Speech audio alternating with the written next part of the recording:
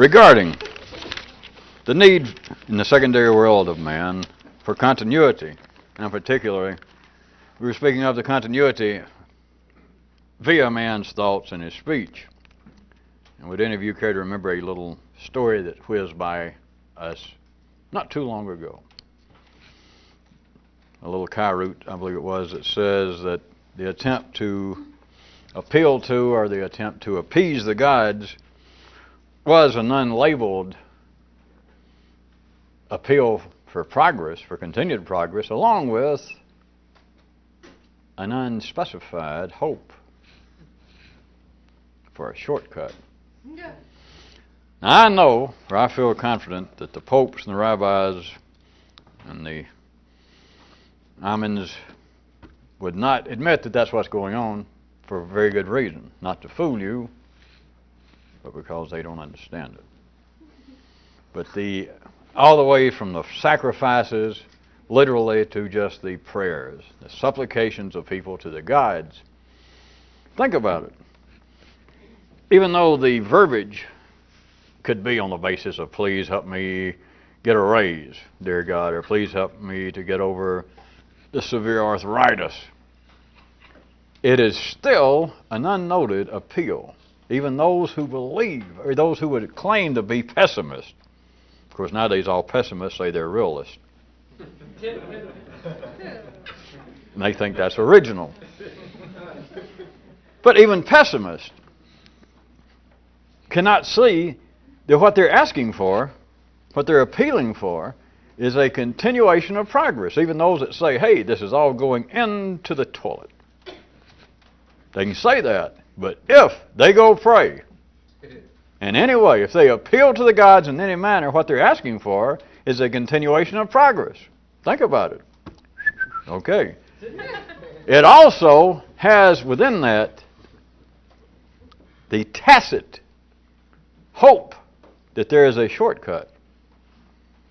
Now, those who never appeal to the gods in any way, and those of you who are card-carrying atheists or novice agnostics, don't feel that you are completely exempt, because not only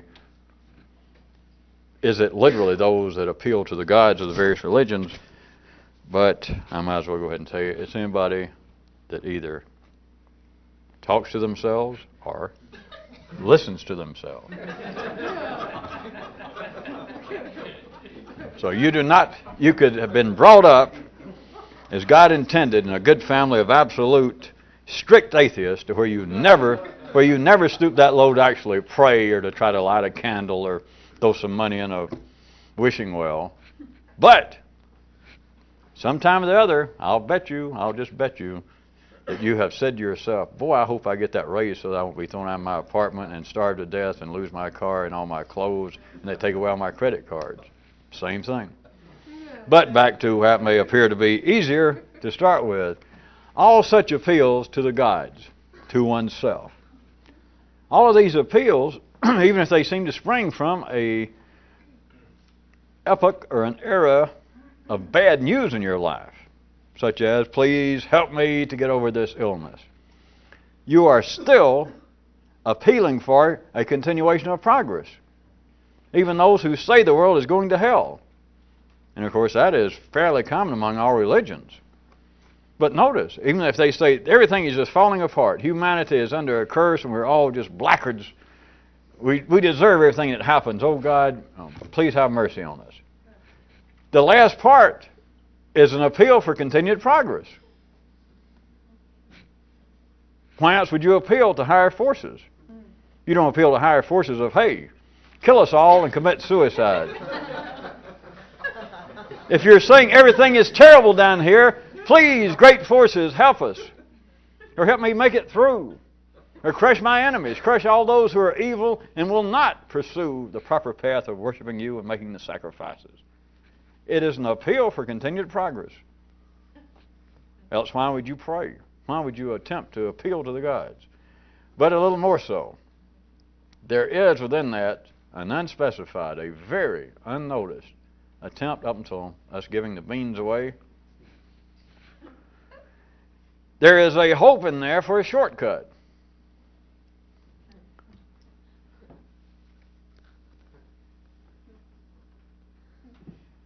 Now, several interesting aspects of that. That should be obvious enough to go on. One aspect within that is another unrecognized inasmuch. And that is inasmuch as ordinary intelligence's concept of the gods is a reflection of man's ignorance. And of course, I don't mean it's only ignorant people that are religious, because we're talking about most of humanity. But the concept of a God is a reflection. It is a cover over a Punch and Judy show of everything man doesn't know. That's one of several possible temporary maps of it, but you should see that to pray to a God of any kind. Even if you're some kind of so-called New Ager and didn't want to, you're imagining that you are not anthropomorphizing higher forces. Whatever it is, you are praying to, you're appealing to, you're trying to address your ignorance.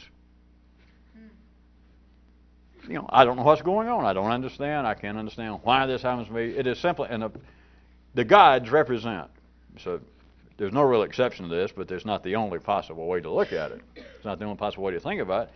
But all ideas of gods are like the curtain hiding, Jim Henson under working everybody. It's like a doorway covering up everything that a man doesn't know. Not just a man, but man. And this door is like the gods. Please help us. But now consider, we haven't even got to the interesting part yet. Those of you that find that interesting, you should find that interesting a long time ago. But at any rate, that should be plain enough. But now, I submit for your consideration. The interesting aspect is, inasmuch as that is a fair and valid description of man's concept of gods actually being a reflection of his ignorance, then, follow this, it would only be after that sequentially correct, if that's true. That if the gods represent the ignorance, then if he's going to appeal to them, then they in some way have got to be representing his possible source of knowledge. Now you may think at first, well, that's not all that strange. But that is strange. It is sequentially quite expected, but that is strange. If you don't think that's strange, let's try it. Go from that description to this. It would be as though a man thinking, saying that darkness, all the lights, that darkness makes his eyesight fail. And that therefore it's got to be darkness that will bring it back.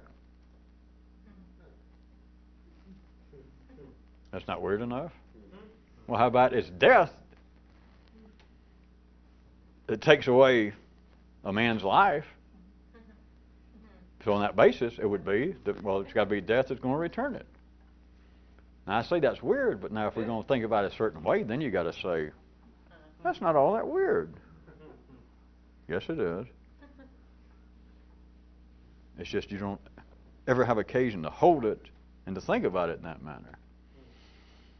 But to appeal to a representation, to appeal to that flat, that false front that is hiding, that is covering what a man does not know, to pray out to that, to appeal to that, is to believe that ignorance is also the source of knowledge. No one sees any connection between this and continuity. Nobody sees any connection between saying, well, when it gets dark, when night comes, my eyesight goes. Diminishes at least. It gets dark enough and a human cannot see. And it's the belief then, well, all we got to do is in some way wait here, or maybe pray that it even gets darker, or to throw out some kind of sacrifice to the darkness, and it will return my sight. Because it took it. I don't have to point out that that's not going to work, do I? Even those of us who just got through high school physics. And even if you didn't, those of you that's been outside at night, any of you that's ever had occasion in your short lifetimes to perhaps be up more than 6 or 8 hours at a time, you notice that, as they call it, the sun goes up and down, which of course is, I don't think is absolutely true, but it seems to be daylight followed by a whole lot of darkness. And then, then it comes back daylight. But this kind of sequential thought that seems to be in spiritual realms that people do not have any right, occasion, much less any necessity to analyze. It is the same as believing that that which caused one thing will, without any doubt, be its cure. That if darkness takes away my ability to see, then it's darkness going to bring it back. But the tricky part, see, because an ordinary intelligence, I'll go ahead and play their part for us, could say, well, wait a minute, that is true, because you'd pray to the darkness and say, come on, darkness, go away, so I can see again. That's not what people do. That's not the appeal to higher forces. That's the appeal to the gods.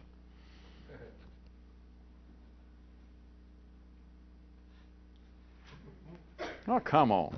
A little subtleness never hurt anyone. And a fellow over here said that may be, but trying to think in 5 dimensions with a 3-dimensional brain can give you a headache that you won't believe. I know. Maybe you need glasses. I don't want to tell him maybe he needs a new brain.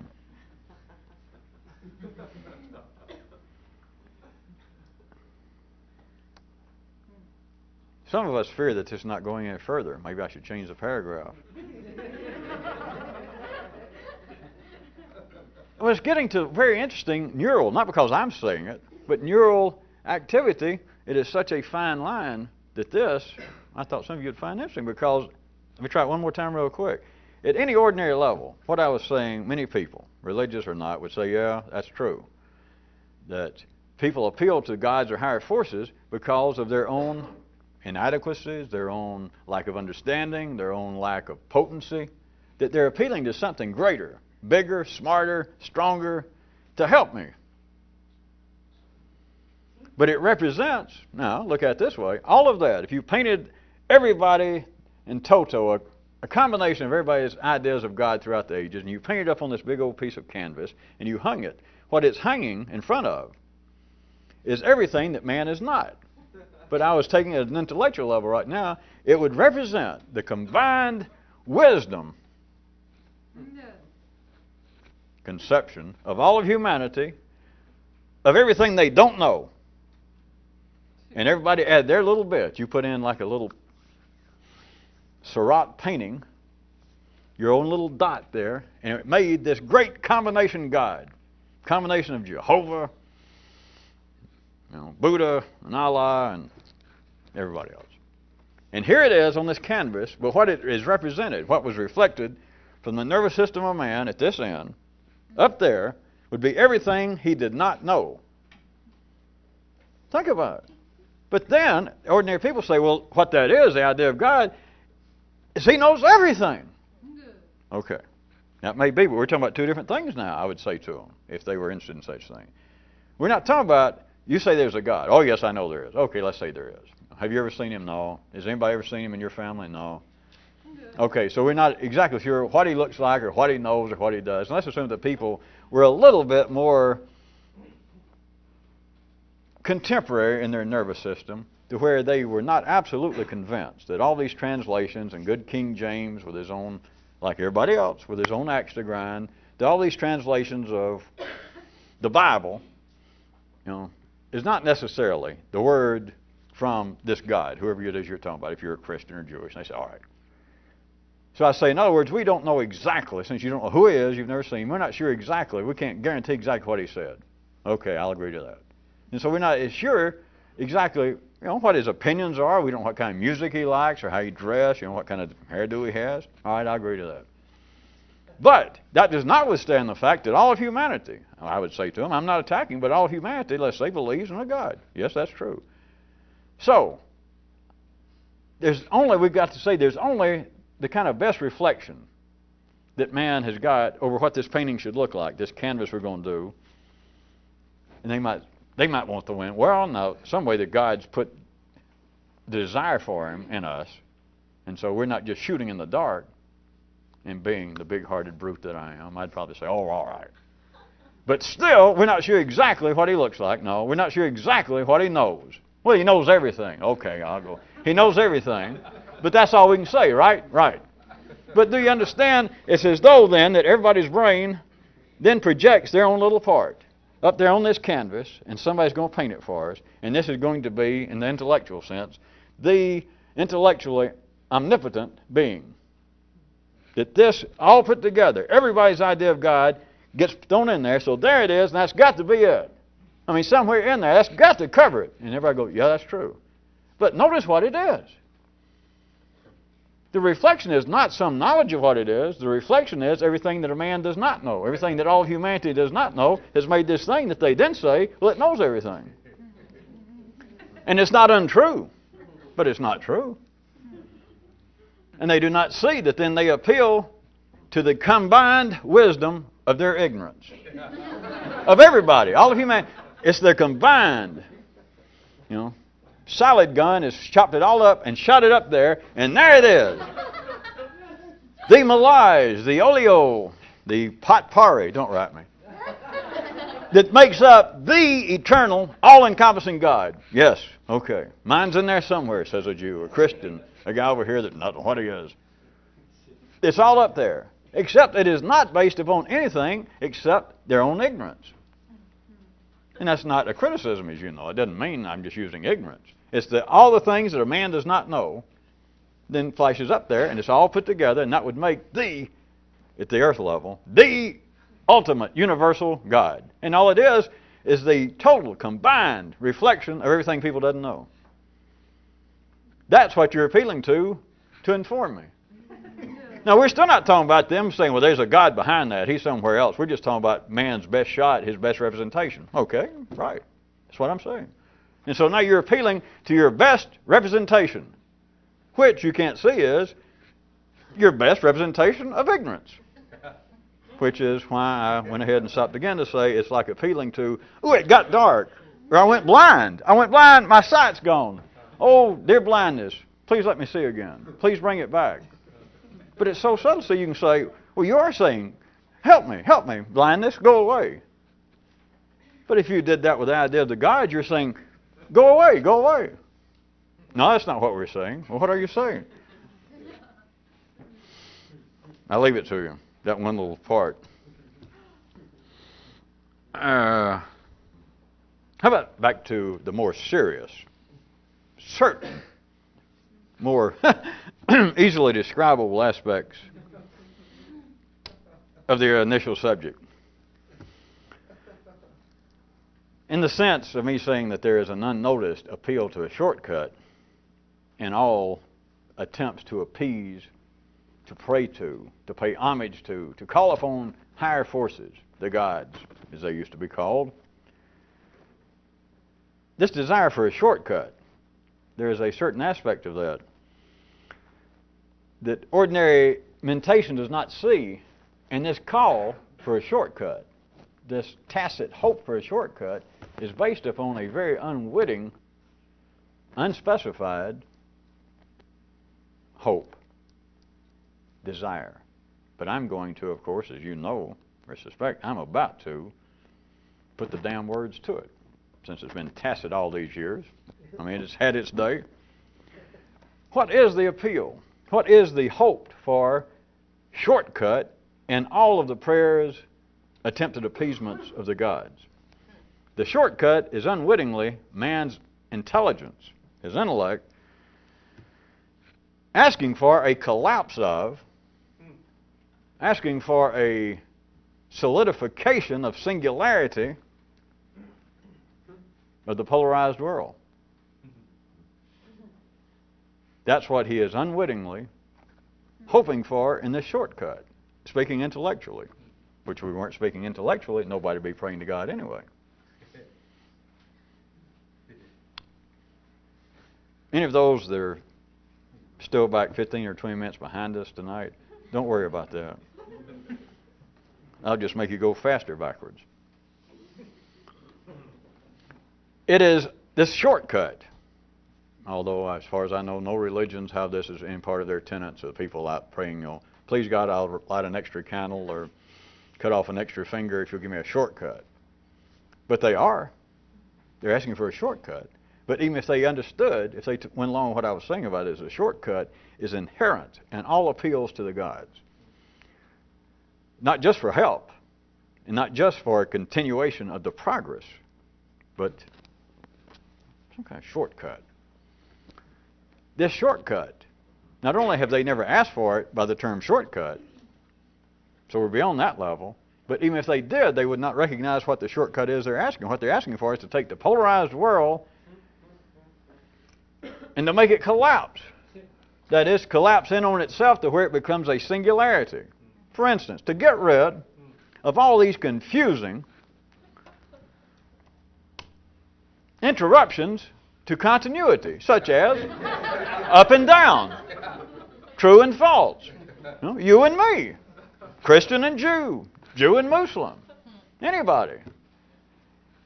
The unspecified hope for a shortcut is to take this polarized world, that of course religious people would normally refer to as polarized on the basis of good and evil or right and wrong, which those of you that now know your math understand that right and wrong equates with up and down, north and south, east and west, chocolate and vanilla.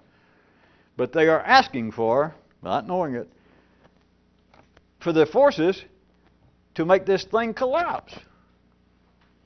They want to turn it into a singularity. They want to take the polarized world, and they're asking for, hey, enough of this confusion. This, all it does is interrupt the continuity. They don't know it, but that's what they're, of course, it's life talking to itself in a certain way, but back to the humane level, it is as though they're saying, come on. Things would be a lot easier down here. We could worship you better. We could pay homage better. We could talk to you better. We'd be much more decent little creatures if we didn't have all this confusion to the otherwise, as I perceive it now, since he described it to us, a certain kind of continuity. But if it's all these confusing interruptions, like I'm trying to go along with the continuity, now that this guy pointed out, I think yes. It may even be cheaper than being an Episcopalian. It's certainly no less morally trying. But so we're going to get in there and march with the armies, General Booth, where he's still alive, God bless him. For those of you that never spend a night in the Salvation, never mind. That we are going along with a program of continuity. That's the name of the game, not Presbyterianism, not Islam, but continuity. Now I see it. And we'll all march right along and we'll help the gods in their continuing drive for continuity. But may we say, in all due humility, it would be a lot easier, we could work things along a lot better and help you in this desire for continuity if we could get rid of some of these interruptions that are serving no purpose. These confusions, which the confusions, no matter what they're called, the confusions are the fuel in the three-dimensional world that drives a polarized intellect. If we could take all these confusions, such as good and evil, up and down, chocolate and vanilla, left and right, and collapse them. If we could do that, then we would have no interruption to continuity. If they could do that, of course, everyone's little, what should we call it, brain would be collapsed. You would have no longer any polarity. You would no longer have any doubt. You would no longer have any need to call upon the gods. You would need no help. There would be nothing to appease. You wouldn't have to sacrifice anything. Of course, those of you that are good, I don't have to add the rest to it. You wouldn't have anything to sacrifice. Not this good or...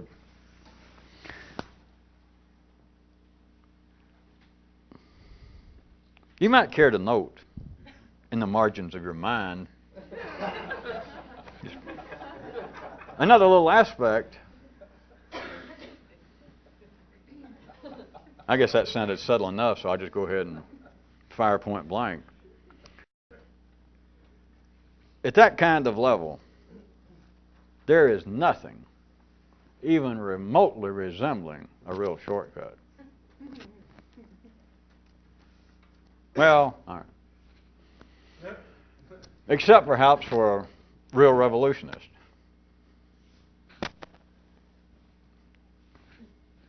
But then, he's got to make his own. So there you are.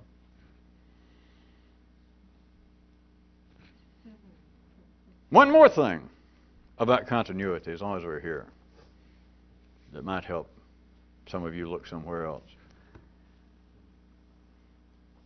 Part of the appeal And it will fly, of course, as always, if you just took it psychologically. But if that's as far as any of you can fly, then you should stick with tissue planes because they're not going far. Why waste good money? It'll fly psychologically, verbally, but we're talking about the movement of energy at a greater level. Part of the appeal, having said that, of humor and predictions, I'll give you a short spectrum. Part of the appeal is that they are transient interruptions to continuity.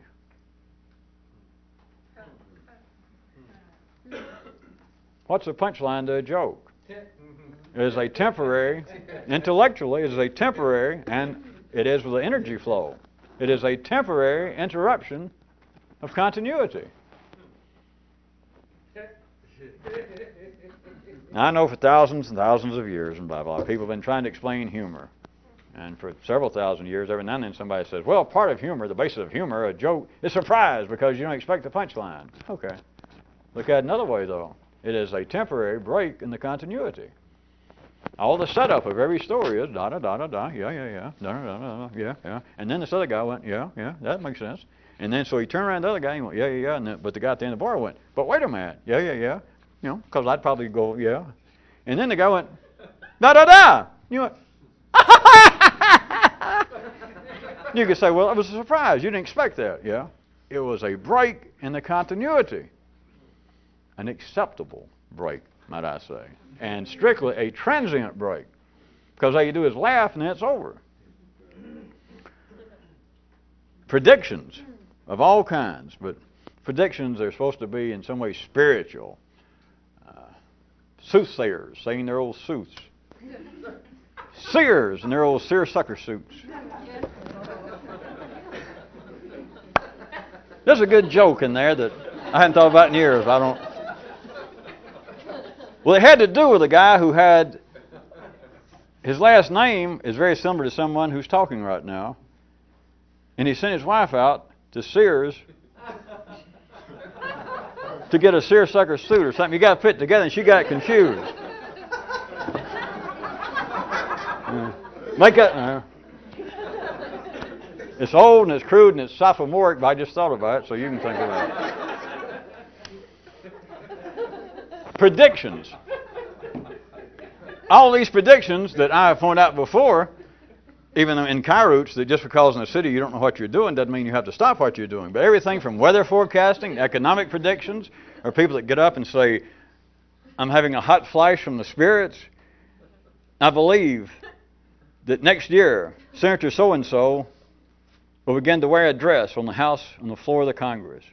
And I believe that such and such will happen. Some country will declare itself independent from planet Earth. These predictions, and many people will go, that's a bunch of, I don't believe that. And I don't buy these papers just for those kind of phony predictions. People say they don't believe it, but people enjoy predictions. And I'm not attacking their ordinary intelligence. People say, I don't believe in that stuff, or I don't believe in reading my horoscope. And it says, today will be a very good day for you, and you'll probably be lucky in finances. You'll know in the next 6 or 8 hours, and you read every day, and it never happens. And so somebody could say, some other part of life's intelligence, via man, could say, well, why do you do it? I don't know, it's just entertaining. Well, you know it's not true. Well, certainly I know it's not true. I'm not an idiot. I know it's not true. What is it? It is not, well, I'm not going to compare it directly to humor, but this was more or less an aside. Do you see that it is an acceptable, it is a transient break in the permafrost of continuity that goes on all the time? If somebody's predict tomorrow, everybody whose name starts between the letters, their last name starts with letters between M and J, everybody whose name falls in there will win $1 million. That's not true. But you'll listen, you'll kind of laugh, or you'll smile, or turn to somebody, and you'll laugh like you're laughing at it, but it's enjoyable. Because it is a break in continuity. Like if that did happen, that would be a serious break in continuity. But it's not going to happen. And people say, well, I know it's not going to happen. So don't tell me I'm dumb. I know it's not going to happen. I can say, well, what do you enjoy about it? Oh, I don't know. It's just fun. It's just something to do. Of course, that's no answer. I'm telling you the answer. It is intellectually. See, it doesn't have to happen to the point that I know tomorrow I'm not going to win $1 million. I don't believe that for a minute. But it is intellectually a break in the continuity. That is, what if that is true? What if that were to happen? And you can say, well, that's why it's interesting. It's just a daydream. Forget all that. I'm saying it's a break in the continuity of the ordinary flow of the energy that runs the intellect. That's why people like predictions, even if they say, and I'm not questioning their sincerity. They say, I don't believe that. No, I read it every day, so I know it's not true. I'm not an idiot. I can remember it. It never comes true. But it's just fun. The fun is, it is a temporary, acceptable break in the otherwise continuity running the secondary world of man, which is like a line running through everyone's intellect up here.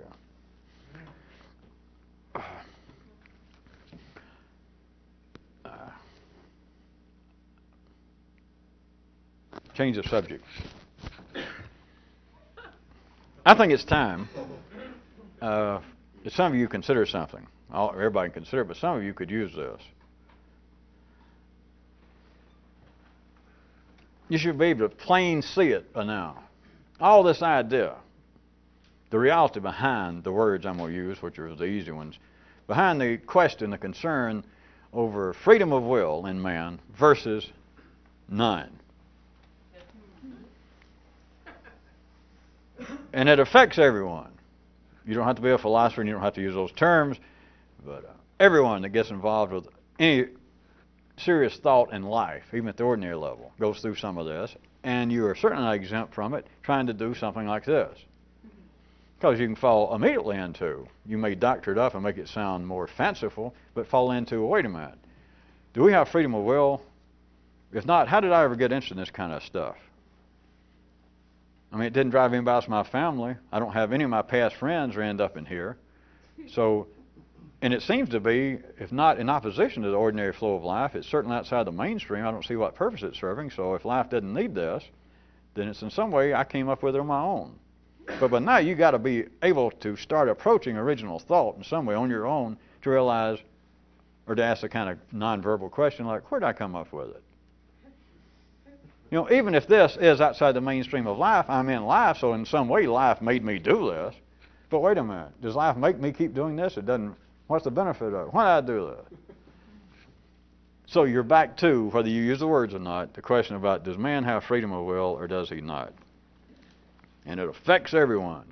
And I don't mean your behavior necessarily, which is small potatoes. It affects you trying to figure, where am I going? Am I actually thinking what I'm trying to think? Is this something new, or is it just life making me think it? Am I looking into one mirror and then holding another mirror back here? Am I going to stay here? There is a plain way to start that some of you should be able to use right now. I was going ahead and bring out. What you're dealing with is this, and this is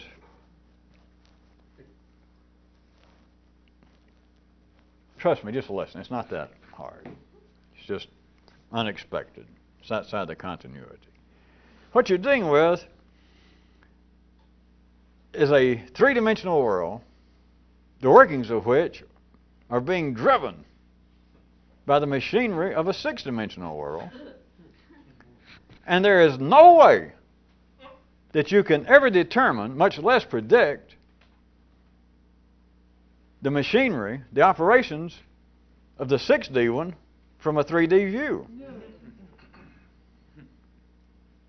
Once you get any picture of that, it makes the question of, am I free, or is man free? But just on a personal level, am I free in some way in my will, my thought? Am I free or am I not? There's no such question. The question itself is the apogee of speciousness. It's the poster boy for mootness. It's not that there is no answer. I mean, there's nothing even approaching an answer. It's not true or not false. It's not any shading. It's not any shading in there.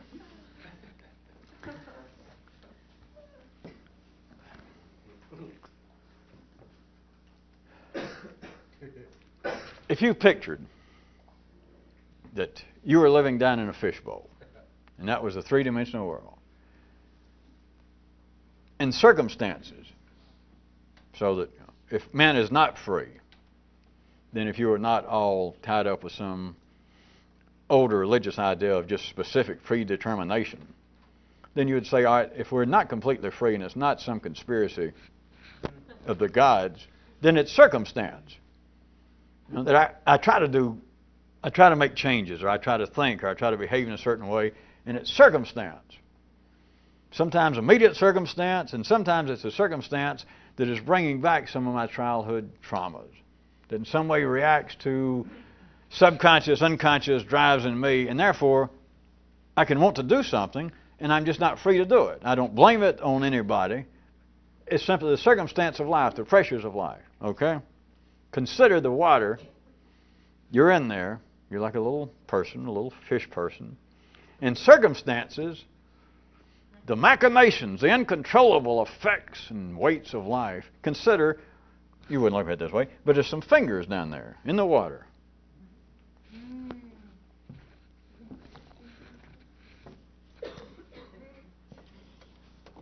And you're the little fish person. And there is this.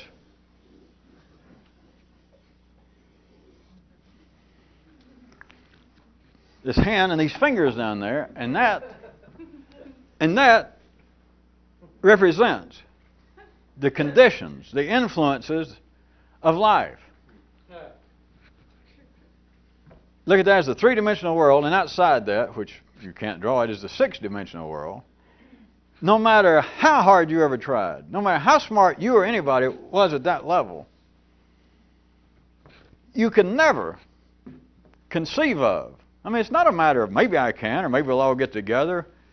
It's not possible from this level, not only to ever understand this, but what in the hell is going on at the end of that hand? And I'm just making this anthropomorphic. So, I don't mean this literally that God has his hand down here. But the three dimensions, everything in that dimension, not only cannot understand, I mean, they deal with the best they can, is why people have the ideas of gods again. Of, what's going on here, we need help. And they look for predictions. They look for some kind of people who say, yes, well, I've been in touch with higher forces. There is no way you do humanity, that is this, not the primary level, the secondary level. Here they do the best they can. It comes out gods, comes out psychology, comes out the arts, comes out all kinds of things. But no matter what they do with this, what are they going to do up here? Down here, they got no idea what's going on. The machinery operating a six-dimensional world, they got no idea what's at the end of the fingers. They don't know what the arm's going to do. The arm could get stung with a bee up here and go, ooh. Now, that's a crude one. But going past the arm up to the shoulders and the brain, if this was, and this is symbolic, to use this anthropomorphic idea, the fish down here got no idea, can't even conceive of, much less predict what's going on, not only the arm, let's go on a little bit higher, what this creature's thinking and feeling. And he's there talking to somebody else. He's got his own conditions. He's there, creating your conditions and the 3D world, and suddenly somebody comes into his room and hollers, hey, I told you to keep your hand out of the fishbowl. He goes, what? Maybe he gets tense. The stress gets him, and he does this. You feel like, my life is falling apart. Or maybe it's a whole nation, a whole area. Mount Vesuvius goes off. Or 5 million people come down with a black plague. The idea of freedom of will or not freedom of will is predicated, humanity does not look at it this way, it's predicated on whether they in some way can predict the continuity or the lack of it in life. Predictions. Can we count on things being tomorrow as they are now? That's the idea of freedom of will. You cannot. But for very good reason. You're talking about a three-dimensional piece of machinery that's being driven by a six-dimensional piece of machinery, speaking figuratively. And from the 3D view, there is no way, you should just be able to see it, there is no way to determine what's going on, much less to predict, which should go without saying. If you can't determine what's going on, you sure as hell can't predict. But does that stop the fish? Burp. No, it's not supposed to. But it should stop you from standing there and simply getting your feet wet and catching a cold. There is no answer because there is no such question. It's only the fish that believe, wait a minute, these are weighty matters confronting us fish. What's the fingers going to do next? And one little fish says, I think I know. Of course, anytime you say that, you'll find yourself up to your little gills with other fish saying, yeah, what? You know? Let's start a little fish church. Tell me what? But there is no way to determine a three-dimensional view, a three-dimensional part of a, and I'm saying six just for the time being, a six-dimensional reality. You understand all the complexity is going on above the level of water. It is symbolic, but it is not completely unbased. Imagine that was what I'm saying, that you're fish. And there's this hand, and that is circumstance. That is the environment. That's the pressure. That's everything that seems to influence what you and humanity does. How can you ever, and that's all you know now, just trust me, from the waterline up, it's out of consciousness. It's out of three-dimensional reality. Beyond that, imagine everything in the world that could happen at the end of that arm. The arm, the guy, whoever it is, at the arm, coughs, gets sick, takes a nap, gets hit over the head, gets mugged, comes down with diarrhea. Who knows what? Gets married, gets divorced. All of that happens, imagine. You shouldn't have to. Imagine it is going to come out and affect what's going on down his fingers. But to have any belief whatsoever, to have any interest in, well, let's see, we'll figure this out. You got to be, what's the word? It either starts with an I or an O. It's not E-I-E-I-O. No. You either got to be an idiot or ordinary. That's it.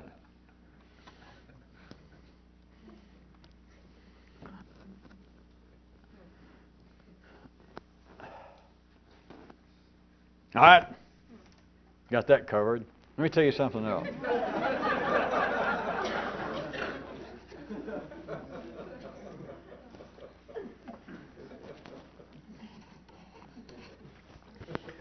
If you're ever going to different paragraph, we got 15 minutes. We can cover the rest of this.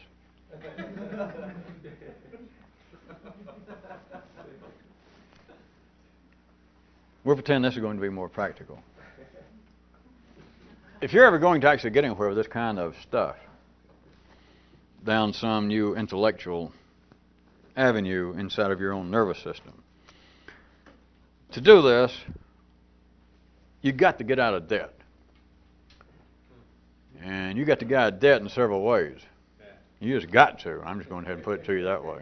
Or for those of you of more genteel sensibilities, may I suggest to you that you consider the following. Get out of debt. First off, the easy one is literally, and I'm just not going into it, you should get out of debt literally, financially, just get out of debt. That's the easiest, believe it or not.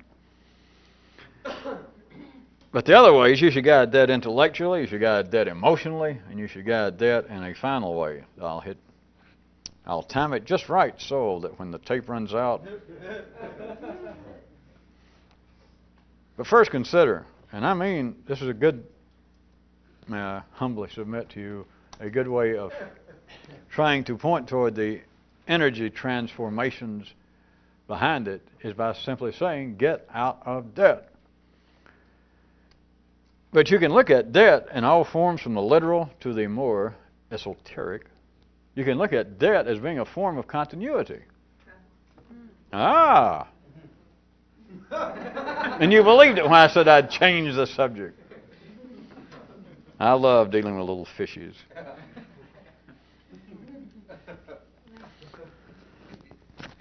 We were talking last time, as you recall, about what would appear to be just using ordinary verbal beliefs in history and the evolution of man, that one of the first things that happen when collections of these DNA cells combine into humans and it becomes little societies, one of the first things that happens is they begin to engage in trade. You remember that? That was only a few hours ago. How about this? Look at that as being like just almost an immediate stage. People begin to talk, and as soon as they begin to talk, they want somebody to what? Talk to. I mean, what's the sense of whining out in the woods unless there's somebody you can go whine to them and go, yeah, I know. You got to have somebody to whine to talk to, so they collect. And as soon as they collect, if they're going to stay collected, they're going to start trading. You remember we went through that. Right after that, life starts getting more complex. Let's say in one area, here it is, these people get together, and they decide they're going to stay together, and they begin to trade. They don't sit down and decide to necessarily, verbally, but they begin to hold together, and they begin to trade, which helps hold them together. But as soon as that happened, almost the next day, if life decided, well, that's working out, let it go. It's going to get more complex. It's going to grow. So the first day, they begin to trade. Second day, what happens? Life introduces the concept of credit. Got to. It would not have grown. Even today, if you don't realize it, if that's too sticky for you, the areas of the world, here it is circa 1990. In the last year or so, we've seen the so-called great change going on in Eastern Europe, all those tyrannical Anglo-Saxon, European, Mediterranean, Eastern Europe states falling down from that into trying to go in, as they call it now, more democratic and very specifically free market economies, and to come up to the 20th century to join in with the United States and France and all other decent people. And what is one thing lacking in those countries that they did not have, that's brand new to them, besides a McDonald's? I know all that. They got McDonald's in Moscow. But what did they never have in those more backward areas, even of our closest relatives there in Europe? Credit. Unknown. Credit comes about, and of course I'm using now as a good springboard, since life continues to furnish me all the material I need. I was able to fire those couple of writers and that joke writer I had, because now I just let life do it. It just so happens, fortuitously, that it works out that it is true. Even today, forgetting about hoary days of yesterday and our ancestors squatting around campfires outside of caves, right now, it's just the way life works. If a group of people, a nation, a state, a group somewhere, Russians, the Czechs, whoever it is, but any group, if they're going to get more complex, that is, they were going just in the city, secondary sense, become more civilized, more up to date, they have got to have credit. That's just, it works out that way. And this is not, as you know, of course, in any way in economics and etc., but it absolutely works that way. You cannot get, once you get a group of people, things can only reach a certain level of complexity, which is pretty crude, unless you issue credit. If they made everybody, think about your own life. You don't have to go any further than that. The guy said he didn't want to. If you were not given credit and you were an ordinary person, what would you have? Now I say you generically. Most people, even in the United States, I hate to tell you, other than the Mellons and the Carnegies and the Dodges and the Fords, the rest of the people would have, well, almost nothing. What would you have if you did not have credit? That is the, again, I repeat, this is not in some way important economically, but it just so happens, that it is the way that things work out there in the city, that once it reaches a certain level, which is pretty low level, you're back almost to an agrarian little tribal society, which there are a few still left on this planet, including some of Eastern Europe up until recently. It can only go so far unless you issue credit, unless you can go in debt, because you can't live long enough to trade out the guy in the next cave, the guy down the street if you lived in Prague. For him and all of his relatives to come build you a house that's worth 50,000 shekels or whatever they use, and you don't have it. And you want to trade, and you say, I'll do some work for you. I build cabinets. Next time you're doing houses, I'll come do some cabinets. Or I do landscaping. Or I'm producing milk. The guy thinks, good God, how long will it take me to get 50,000 shekels worth of milk from this guy? For it to, you just can't do it. Things will not work out. It's just the way the three-dimensional world is. Even trades would never work out. Even if everybody tried their best, let's all just engage in barter. That they started that from day one. It simply will not work out. There's just too many things going on above the waterline. Things are too complex that people in a polarized world could ever say, all right, we'll all trade out even. If everybody agrees, it still won't work.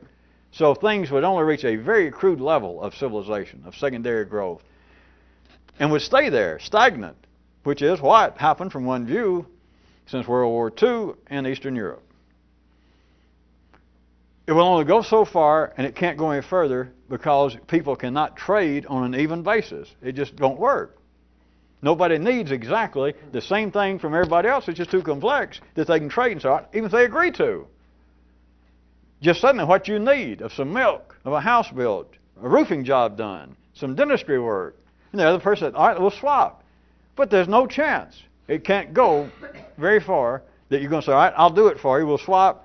And let's see, what do you have that I need? What service? And you tell them, they say, all right, I need it, but I don't need it right now. So then what? You have to issue them credit. You have to be able to issue credit, go in debt, or we would not have the complex cornucopia of civilized modern society. Okay? So it is a form of continuity. It is necessary. Absolutely necessary. But for someone to attempt to do something outside, beyond the city confines of progress, complexity, sophistication, knowledge, then you have got to get out of debt. Because all this debt, all this kind of continuity is a form of upkeep. And you can't be a revolutionist. There are all kinds of things you can believe in and not believe in and not get hurt all that bad until you see it better. But I'm going to tell you, a real revolutionist, you can't believe in upkeep. Because an upkeep is continuity.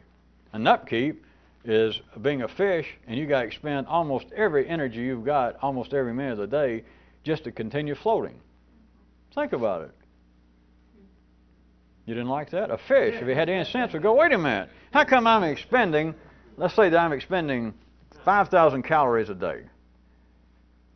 I now realize I am expending 4,997 of those calories just to continue floating. If that's the case, what the hell am I doing being a fish? Why does it take this? Because of the need of continuity. Because everyone must issue credit and everyone must be in debt. Except here and there. And I'm telling you, you need to be out of debt. You need to be out of debt literally. You need to be out of debt emotionally. You need to be out of debt regarding sense of emotionally, all the memories of all your relationships. You just got to be out of debt. You got to be out of debt intellectually. That is, you should be able to abandon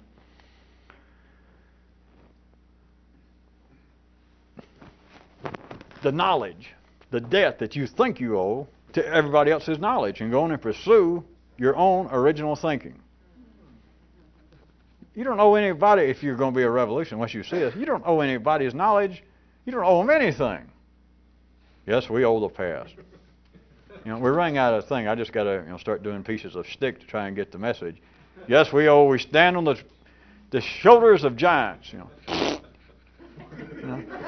If that's true, I don't owe them anything. If they were giants to start with, what the hell they care I stood on their shoulder? Yes, but we must pay homage to the knowledge that went in the past. You don't have to pay homage or not pay homage. You got to abandon it. It's a debt. Get out of debt. And I said that lastly, there was even another one. Lastly, the more esoteric of being out of debt regards this. And you got to listen up, fishes. Because, saying get out of debt emotionally, saying abandon all the memories and ideas that you owe relationships, I'm sure all of you can go, well, yes. I read a book on psychology once. You mean give up worrying about what everybody did to you and that. If you want it that way. Intellectually. But now, we'll make it come out right even. We've got several minutes left on the clock. And tell them once the clock runs out, what will the second place winners receive tonight? Baggage for your brains. Imagine.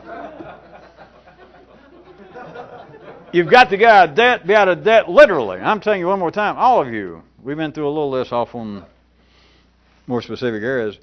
To do this, you need to be out of debt literally. I'll tell you that. You just should. I don't care what it takes, you just should. And the day will come that you just about have to, once you see it for yourself. Then get out of debt emotionally. Abandon all the memories of past relationships. Abandon the memories of, when was it? Oh, a second ago. And abandon intellectually all apparent debts, the knowledge of others. Then the big abandonment, the debt that no one ever recognizes, is you get out of debt in regards to you believing what life has said, and that is what you owe it. That's the one that nobody can think about ordinarily. That you individually believe that you're in debt to take life seriously.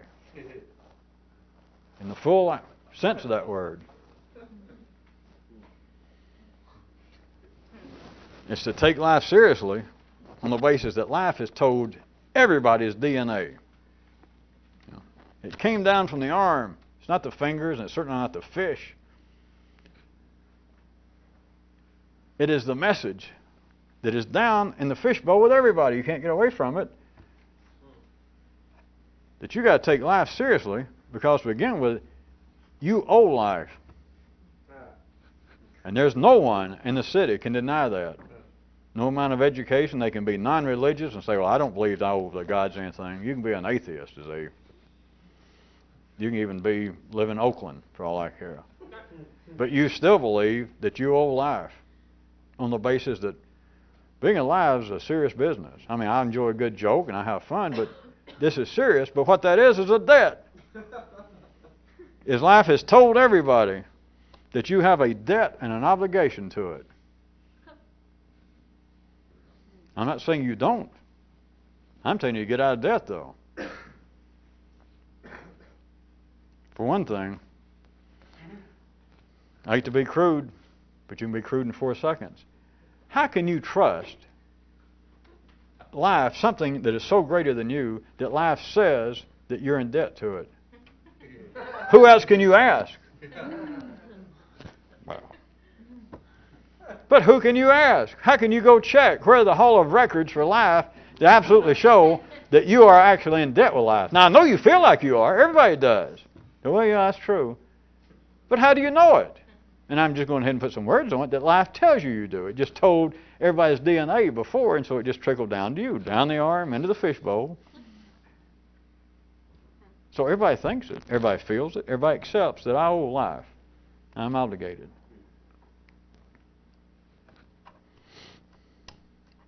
Bye.